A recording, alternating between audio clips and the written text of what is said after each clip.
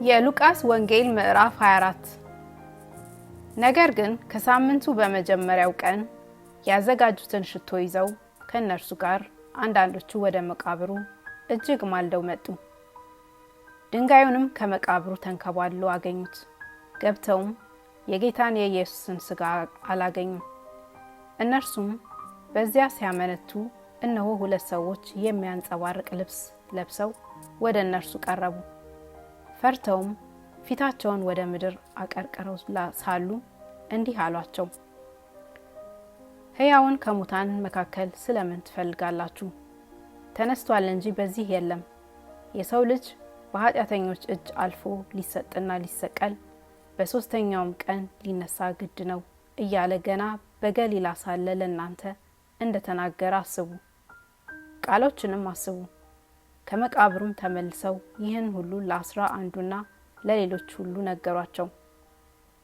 ይህንም ለሐዋርያት የነገሯቸው መግደላዊት ማርያምና ዮሐና፣ የያዕቆብም እናት ማርያም፣ ከእነርሱም ጋር የነበሩት ሌሎች ሴቶች ነበሩ።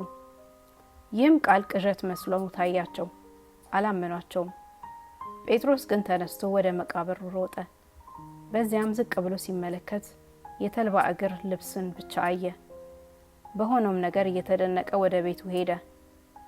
እነሆም ከእነርሱ ሁለቱ በዚያ ቀን ከኢየሩሳሌም 60 ምዕራፍ ያህል የሚርቅ ኤማሁስ በሚባል መንደር ይሄዱ ነበር።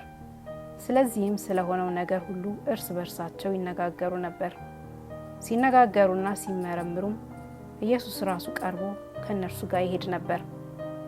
ነገር ግን እንዳያውቁት ዓይናቸው ተይዞ ነበር። እርሱም እየጠወለጋችሁ ስትሄዱ እርስ በርሳችሁ የምትነጋገሯቸው እነዚህ ነገሮች ምንድናቸው? አላቸው። ቀለዮጳ የሚባልም አንዱ መልሶ አንተ በኢየሩሳሌም እንግዳ ሆነህ ለብቻ ትኖራለህን? በእነዚህ ቀኖች በዚያ የሆነውን ነገር አታውቅምን? አለው። እርሱም ይህ ምንድነው? አላቸው። እነርሱም እንዲህ አሉት፣ በእግዚአብሔርና በሕዝቡ ሁሉ ፊት በሥራና በቃል ብርቱ ነቢይ ስለነበረው ስለ ናዝሬቱ ኢየሱስ እርሱንም የካህናት አለቆችና መኳንንቶች ለሞት ፍርድ እንዴት አሳልፈው እንደሰጡትና እንደሰቀሉት ነው። እኛ ግን እስራኤልን እንዲቤዥ ያለው እርሱ እንደሆነ ተስፋ አድርገን ነበር። ደግሞም ከዚህ ሁሉ ጋር ይህ ከሆነ ዛሬ 3ኛ ቀን ነው። ደግሞም ከኛ ውስጥ ማልደው ከመቃብሩ ዘንድ የነበሩት አንዳንድ ሴቶች አስገረሙ። ሥጋውንም ባጡ ጊዜ ሕያው ነው የሚሉ የመላእክትን ራእይ ደግሞ አየን ሲሉ መጥተው ነበር።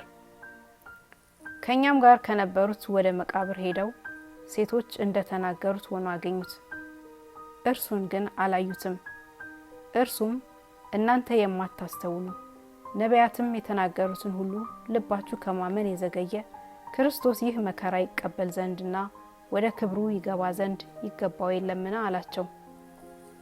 ከሙሴና ከነቢያት ሁሉ ጀምሮ ስለ እርሱ በመጽሐፍት ሁሉ የተጻፈውን ተረጎመላቸው።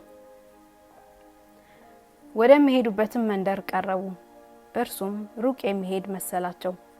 እነርሱም ከኛ ጋር እደር፣ ማታ ቀርቧልና ቀኑም ሊመሽ ጀምሯል ብለው ግድ አሉት።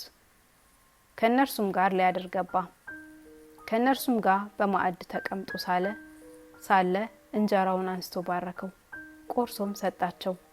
ዓይናቸውም ተከፈተ፣ አወቁትም። እርሱም ከእነርሱ ተሰወረ። እርስ በርሳቸውም በመንገድ ሲነግረን መጽሐፍትንም ሲከፍትልን ልባችን ይቃጠልብን አልነበረምን? ተባባሉ። በዚያችም ሰዓት ተነስተው ወደ ኢየሩሳሌም ተመለሱ። 11ዱና ከእርሱ ጋር የነበሩትም ጌታ በእውነት ተነስቷል፣ ለስምዖንም ታይቷል እያሉ በአንድነት ተሰብስበው አገኟቸው።